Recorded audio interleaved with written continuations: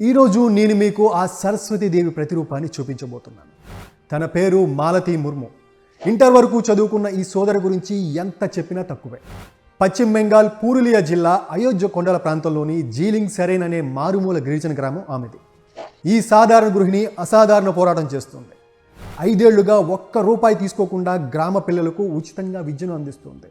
2019లో ఈ గ్రామానికి కోడలిగా వచ్చిన మాలతి స్కూల్ దూరంగా ఉందని పిల్లలు బడికి వెళ్ళకపోవడం గమనించింది. 2020లో కరోనా కారణంగా పాఠశాలలు మూతపట్టడంతో పరిస్థితి మరింత దిగజారింది. పిల్లలకు తమ పేరు కూడా సరిగ్గా పలకడం రాకపోవడంతో తన ఇంట్లోనే ఉచితంగా ట్యూషన్ ప్రారంభించింది.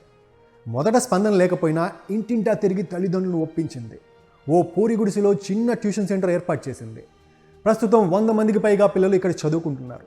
బెంచీలు లేవు, 2 గదులు, 2 బ్లాక్ బోర్డులే ఆధారం. అయినా పిల్లలకు సంతాలితో పాటు బెంగాలీ, ఇంగ్లీష్ బోధిస్తుంది. చదువు మధ్యలో మానేసిన పిల్లలు కూడా ఇప్పుడు ఈమె పాఠాలు వినేందుకు వస్తున్నారు. నెలల బిడ్డను ఒడిలో పెట్టుకొని క్లాస్ తీసుకునే మాలతి డెడికేషన్ గ్రామానికే కాదు, బయట ప్రపంచానికి ఆదర్శంగా మారింది.